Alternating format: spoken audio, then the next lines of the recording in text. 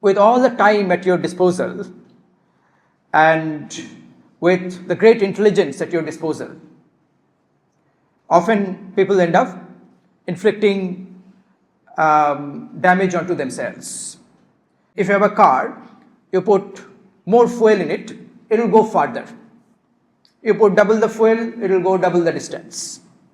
But instead of the car, if you can build an airplane, then it can go a lot further, and it can also go at a much faster speed. It can fly. Many family members, relatives will tell that, what sort of person is he? He does not talk to anybody who comes. So this once or twice that I was sent, I was an absolute disaster.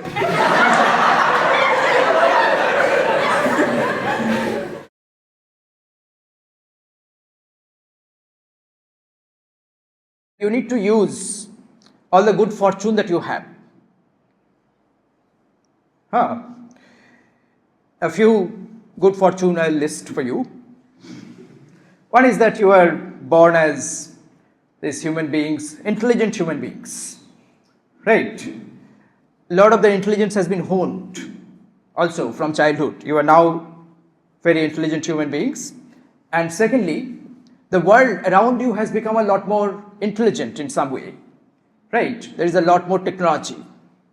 Technology makes your jobs far more easier, leaves you with a lot of time.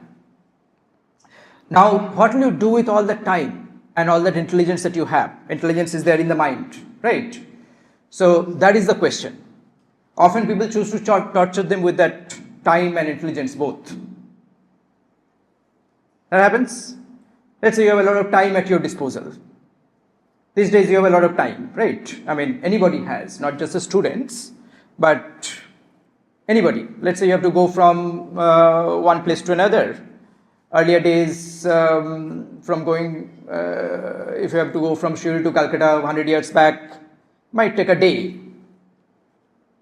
Might take a day or two, because in very slow moving vehicles, you'll have to go, if not by walking, right? And now in 4 or 5 hours you can reach. Earlier you have to give a message to somebody. Somebody will write a letter and somebody else will go and carry it and deliver it. It will take again a day or two. Now with WhatsApp you can just give that message. That saves a lot of time. I mean, we might think WhatsApp is a bad thing, but because it introduces chatter in your life and addiction, but it actually saves a lot of time. So all the time that you would have spent in going to some place and talking to somebody is saved. Then there are a lot of other things, in the phone. You can easily book tickets. In our time, this is also my time. But in my childhood,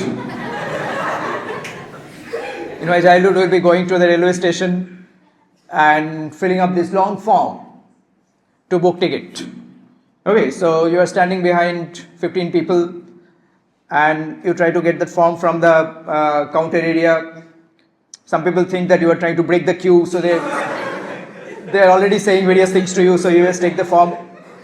And then there is no other place to write other than the counter itself. So there you somehow write when you come and stand behind in the queue. Then you reach the front, then you figure out there are 1 or 2 mistakes in that. Happens, no, those forms are not very easy. I mean, not like the current easy IRCTC forms.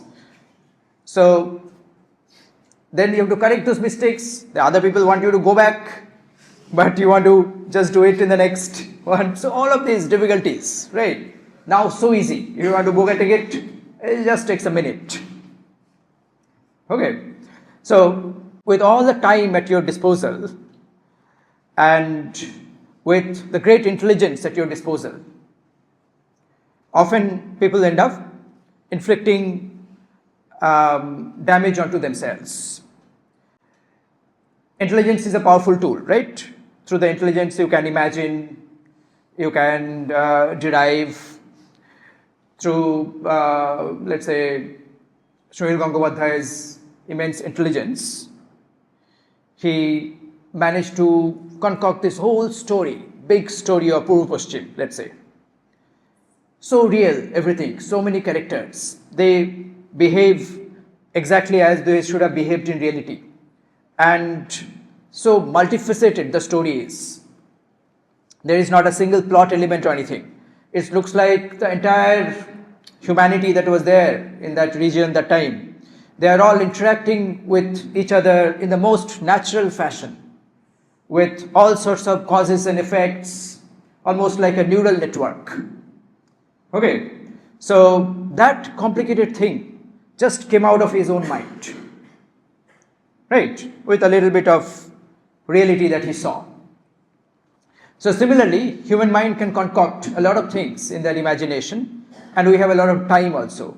So often with the time and this intelligence, people concoct all sorts of things, right? You might concoct grievances when none exists. Yesterday I was telling them that, let's say, when you are an office goer, if you have a lot of time in the office, we see a lot of office goers have a lot of time these days. They come down, have a smoke, have a little bit of tea, talk to each other. With the advent of AI, a lot of jobs have become easier. So people in the cubicles have a lot more time, right? So they come down, often complain about some things in the office, maybe certain policies, certain rules about the boss. And then you churn that a little bit. Churning that takes a little bit of time, right? You cannot alone churn it. You talk to your friend, you build a little bit of coalition. So you have the available time, and you are using the available time to create work for yourself. And that work is some sort of negative work. So you created that work. After creating the work enough, after churning that thing and building that coalition, talking to each other, fomenting discontent enough, you have convinced yourself that this is a bad place. Then your work has really increased. Then you have to prepare your resume and send out that resume, follow up, go for interviews, get another job, relocate to another city. All of that extra work you have created because originally you had time. Okay, originally you had time, and with that time, your mind has concocted grievances. Okay, often it happens that with a lot of time, people concoct diseases. Right, little thing happened in your hand, and you have a lot of time, so you do some research on the internet. The internet tell you these possibilities. Okay, and you look at some of the worst possibilities and you get very worried, and you do a little more research, and after a while, by churning it more and more with the available time, you are more and more convinced that maybe this is what has happened to you, this bad thing. And because you are so worried, certain symptoms come on to you anyway, because mind has this strange effect. No, if you are very depressed, very worried, the body also becomes weak. So certain weaknesses arise, and then that convinces you even more. It confirms your suspicion that maybe things were really bad. Then more work has appeared. Then you go to doctor. Then you admit yourself to a hospital. Okay, you get injections, you have to remember to have the medicines, all of that. So like that, with the available time and with our intelligence, which can concoct almost reality-like situations, we can inflict a lot of damage on ourselves.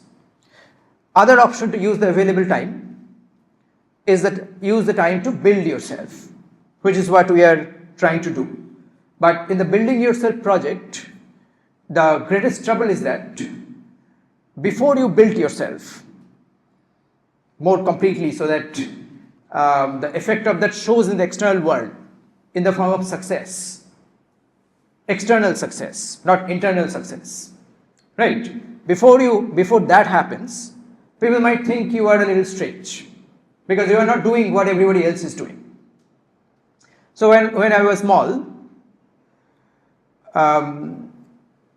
let's say the age 8, 10, I was building myself. So I didn't know that I was building myself. That was my nature. Okay, I was not very consciously building myself. Not thinking that, okay, I'll build myself, not like that. Just, okay, I was a very focused person, I was reading lots of storybooks. People were a little worried that this person does not know any of the usual things. Okay, I told you some stories about how before going to Narendrapur hostel, I couldn't do anything by myself. So I was that sort of a person. Okay, so many family members, relatives will tell that what sort of person is he? He cannot, he does not talk to anybody who comes, because maybe I am like completely absorbed in a story. Okay, some relatives have come, so I don't even know that they have come. Okay, I cannot hear any sound also. So I look a little weird that way.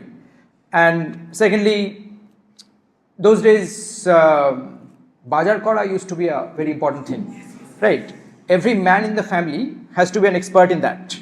Going to the market and doing a little bit of bargaining with all the vegetable vendors and the fish vendors and all of that. And that has to be done every day, because fridge and such things were not there. Right, that has to be done every day, and you have to do it well, because if you cannot do it well, you might get some rotten stuff, something which was a little old, a fish which is not exactly right. You might get those things, and then your entire set of dishes that will be cooked will be bad. Right, so it was an important skill those days. And often even small kids, like 10, 12-year-olds will be going with their fathers and learn that a little bit, because sometimes the father may be busy somewhere, so that small kid will be told, hey, go and do today's shopping. Right? Now I didn't know anything of that at all. Okay. So this once or twice that I was sent, I was an absolute disaster.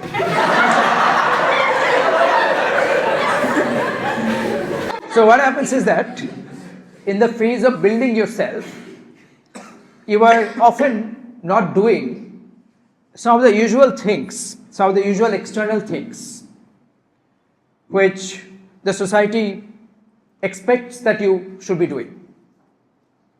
Right? In our school also it happens.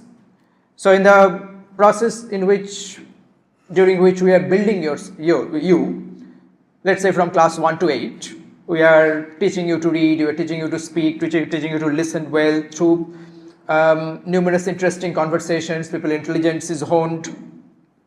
But at the same time, there are no traditional subjects. You are not being taught science or history or geography and stuff like that.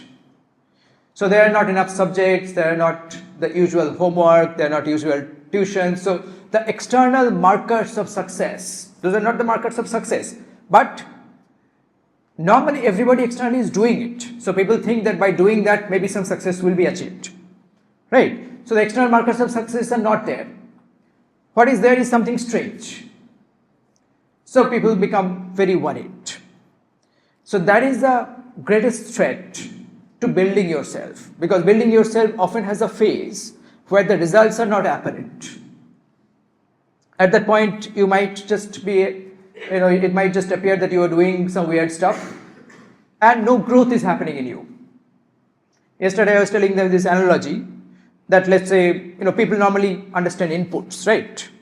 They think that in any situation, building themselves that thing they don't understand, that more input will be better, more subjects better, more hours of study better. Those things will get you to be more successful. So that is to some extent true. I mean, if you have a car, you put more fuel in it, it will go farther. You put double the fuel, it will go double the distance. But instead of the car, if you can build an airplane, then it can go a lot further, and it can also go at a much faster speed. It can fly, right? But before it can fly, as it is being made, that time it appears nothing is happening. It's stationary. Okay. Not only it does not fly, it doesn't even move. It doesn't even do what the usual stuff was doing, the car, right? So that's when often, if you are choosing the project of building yourself, there is this little bit of making fun that other people do. You will be strong enough to counter that. If you manage to build yourself, there will be success at a future point, the external success also. That will always happen. So I was this person who was just reading storybooks and strangely not able to see what is around, who has come and what people are talking, and cannot do any of the usual things. But suddenly some external success came, and that success was so spectacular that whatever I did became fashionable. Right? So that sort of stuff. I mean, maybe those people who do not understand, they might sometimes make fun of things.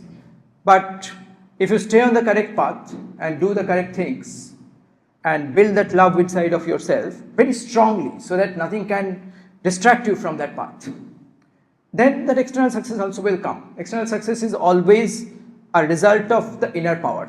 Without inner power, there cannot be external success. You might think that there are external successes without inner power, like you are enjoying this AC, that is an external success, right?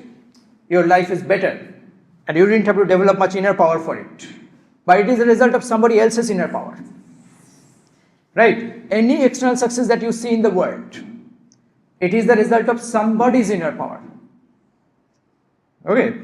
So maybe you can free ride on it a little bit. But finally, to enjoy your own success and also your own joy, happiness, love, you need to build that inner power. And while you are building that, it may look a little strange because others are not doing it. So you are doing something a little different. And different means strange. That's always subject to a little bit of scorn here and there. Those people might do it. But you'll be strong enough to counter it.